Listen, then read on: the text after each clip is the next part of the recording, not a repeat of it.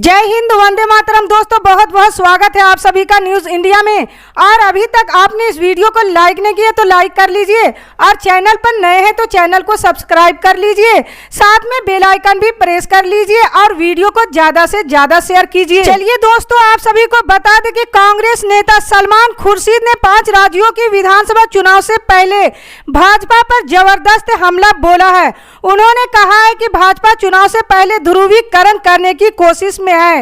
इसी सिलसिले में वो हिजाब विवाद और समान नागरिक संहिता जैसे मुद्दों को उठाने की कोशिश कर रही है। हालांकि उन्होंने ये भी कहा है कि भाजपा अपने हाथ से फिसलते जनमत को देखकर परेशान है। लोगों को भी उनकी कोशिशों साफ साफ दिखने लगी है। आमतौर पर अपने विवाद शपथ बयानों के लिए चर्चा में रहने वाले खुर्शीद ने कहा है कि कुछ वर्ग यूपी चुनाव को भाजपा और समाजवादी पार्टी के बीच का मुकाबला दिखने की कोशिश कर रहे हैं। हालांकि ये बढ़ा चढ़ाकर पेश की गई बात है और ये कांग्रेस के उभरने की कहानी का अंत नहीं है, बल्कि ये तो पार्टी के उभार की शुरुआत है। न्यूज एजेंसी पीटीआई को दिए इंटरव्यू में खुर्शीद ने यूपी चुनाव से कांग्रेस के सीएम चेहरे की घोषणा न करने पर भी जवाब दिया।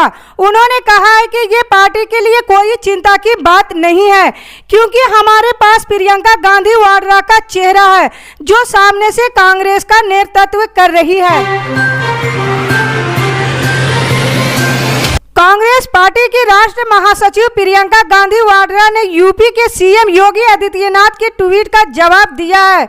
उस ट्वीट में कहा गया था कि भाई बहन के आपसी विवाद और वर्चस्व के कारण कांग्रेस डूब जाएगी। ऐसी बातों को प्रियंका गांधी ने सिरे से खारिज कर दिया है। प्रियंका ने कहा है कि मैं अपने भाई के लिए अपनी जान भी दे दूंगी और मेरा भाई भी मेरे लिए अपनी जान दे देगा।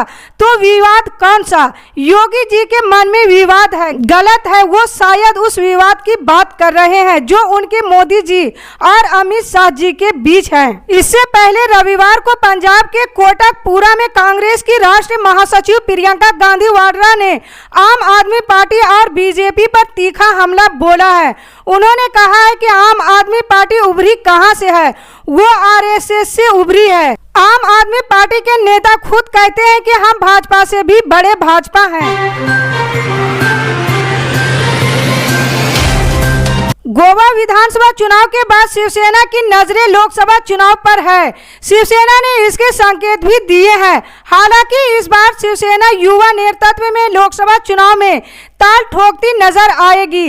रविवार को पार्टी के वरिष्ठ नेता और राज्यसभा सांसद संजय राउत ने कहा कि शिवसेना आदित्य ठाकरे के नेतृत्व में देश भर में लोकसभा चुनाव लड़ेगी। आदित्य ठाकरे महाराष्ट्र के सीएम उद्धव ठाकरे के बेटे हैं और महाराष्ट्र सरकार में मंत्री भी हैं। संजय राउत ने कहा है कि जल्द ही आदित्य ठाकरे के नेतृत्व में पार्टी उत्तर प्रदेश का दौरा करेंगे।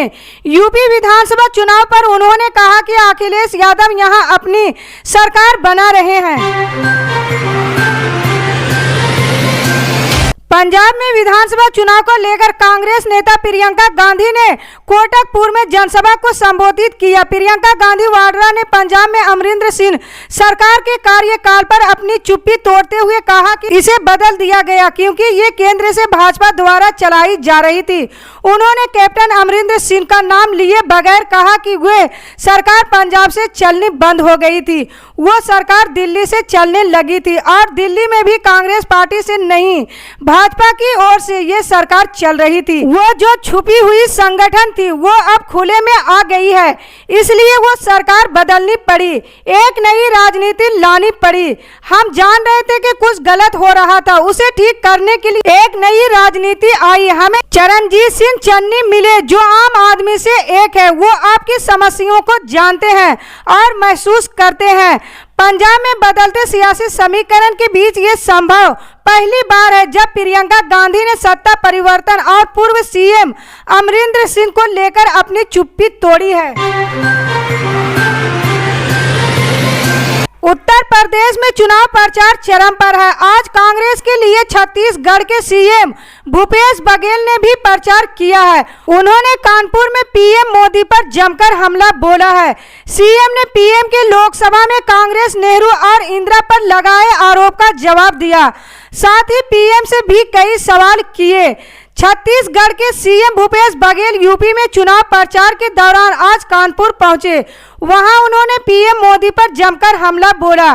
पीएम ने कहा, पीएम ने लोकसभा में कांग्रेस पर नेहरू जी और इंदिरा जी पर आरोप लगाया है। ना ही इंदिरा जी और ना ही नेहरू जी उन्हें जवाब देंगे। ये इतिहास की बात है और पीएम इतिहास को तोड़ मरोड़ नहीं सकते हैं। भूपेश बघेल ने पीएम मोदी से सवाल करते हुए कहा, पीएम को तो जवाब देना चाहिए कि नोटबंदी के बाद कितना काला धन वापस आया, दूसरी लहर में नदियों में कितनी लाशें बही, जीएसटी के बाद देश की अर्थव्यवस्था में क्या परिवर्तन आया। राष्ट्रीय लोकदल के प्रमुख जयंत चौधरी ने रविवार को असम के मुख्यमंत्री हेमंत बिस्वा शर्मा पर कांग्रेस नेता राहुल गांधी के खिलाफ उनकी विवादास्पद टिप्पणी को लेकर निशाना साधा। चौधरी ने कहा कि असम के सीएम ने अभद्र भाषा का इस्तेमाल किया और कहा कि भाजपा नेताओं को समय समय पर दातुन या टहनी से मुंह धोना चाहिए। देश के सबसे बड़े सूबे उत्तर प्रदेश की विधानसभा चुनाव में शायद ऐसा पहली बार देखने को मिल रहा है कि पिता पुत्र की जोड़ी मैदान में है, लेकिन पिता जेल के भीतर से चुनाव लड़ेगा, लेकिन बेटा बाहर से अपनी ताल ठोकेगा। दोनों की सियासी किस्मत का फैसला तो 10 मार्च को हो ही जाएगा, लेकिन इसे यूपी के राजनीतिक इतिहास में एक नई इबारत के तौर पर जोड़ा जरूर जाएगा। 14 फरवरी को दूसरे चरण की 55 सीटों पर होने वाली वोटिंग को बीजेपी और सपा दोनों के लिए ही चुनावी इम्तिहान का सबसे कठिन दौर माना जा रहा है। यहाँ के 9 जिलों में मुस्लिमों व दलितों की आबादी औसत से ज्यादा है, इसलिए कयास लगाए जा रहे हैं कि इस बार भी यहाँ बीजेपी अपना पिछला रिकॉर्ड दोहराएगी या फिर अखिलेश की साइकिल की रफ्तार कुछ तेज हो जाएगी। हालांकि इस चरण में योगी सरकार के 4 दिग्गज मंत्रियों की भी प्रतिष्ठा दांव पर है, लेकिन सबकी निगाहें रामपुर की एक सीट पर लगी हुई है, जहां से समाजवादी पार्टी के बाहुबली नेता आजम खान जेल में रहते हुए ही चुनाव लड़ रहे हैं। हालांकि अपने इलाके से वो 9 बार विधायक रह चुके हैं, लेकिन इस बार बीजेपी ने उन्हें पटकने देखने के लिए पूरी ताकत लगा रखी है। टीएमसी की वेबसाइट से बंगाल नगर निकाय उम्मीदवारों की विवादित पहली लिस्ट हटा दी गई है। इसी लिस्ट को लेकर टीएमसी के बीच 2 गुटों में अनबन शुरू हुई थी। पहली तालिका अभिषेक बनर्जी और आई पैक द्वारा बनाई गई थी, जबकि दूसरी तालिका पार्टी के वरिष्ठ नेता पार्थ चटर्जी और सुब्रत बख्शी द्वारा बनाई गई थी। इसके अलावा टीएमसी मीडिया सेल की जिम्मेदारी सदस्य कमेटी को दी गई। इस कमेटी में कुणाल घोष, अरूप विश्वास और चंद्र भट्टाचार्य शामिल है। इससे पहले तक टीएमसी के मीडिया सेल का दायित्व आई पैक के हाथों में थे। बहुजन समाज पार्टी ने रविवार को उत्तर प्रदेश विधानसभा चुनाव के 7वें चरण के लिए 47 उम्मीदवारों की ताजा सूची जारी की है। पार्टी ने इसकी जानकारी दी।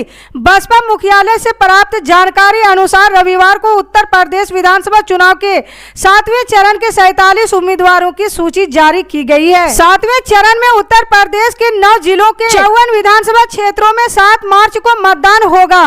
बसपा द्वारा जारी सूची में आजमगढ़, मऊ, जौनपुर, गाजीपुर, चंदौली, वाराणसी, भदोही, मिर्जापुर और सोनभद्र जिलों के अधिकांश विधानसभा क्षेत्रों के उम्मीदवार घोषित किए गए हैं। बसपा ने उम्मीदवारों के चयन में अगड़ों पिछड़ों के साथ अल्पसंख्यकों का संतुलन बैठाया है।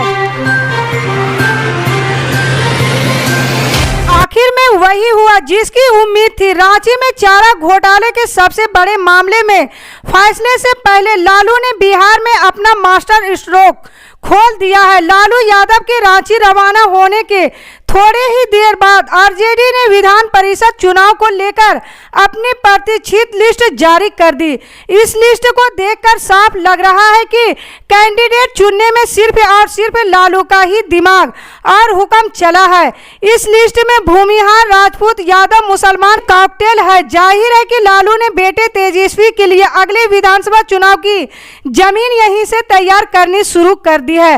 आरजेडी के 24 उम्मीदवारों में सबसे ज्यादा भरोसा पारंपरिक यादव वोटरों पर जताते हुए 9 यदुवंशियों को टिकट दिया गया है। इसके बाद दूसरे नंबर पर लालू ने भूमिहार जाति के उम्मीदवार को रखा है। आरजेडी ने कुल 5 भूमिहारों को टिकट दिया है। इसके बाद तीसरे नंबर पर राजपूत जाति के उम्मीदवार हैं। कुल 4 क्षेत्रों को राजद ने विधान परिषद चुनाव के लिए टिकट दे दिया है। इसके अलावा एक ब्राह्मण, बनिया और मुसलमान उम्मीदवार को टिकट दिया गया है। इस लिस्ट को देखकर आप आराम से अंदाजा लगा सकते हैं कि लालू के गेम 2025 के लिए अभी से शुरू हो गया है। इसी तरह की पल पल के अपडेट जानने के लिए जुड़े रहें हमारे न्यूज इंडिया के साथ। मिलते हैं अगली बड़ी खबर में, तब तक के लिए जय हिंद।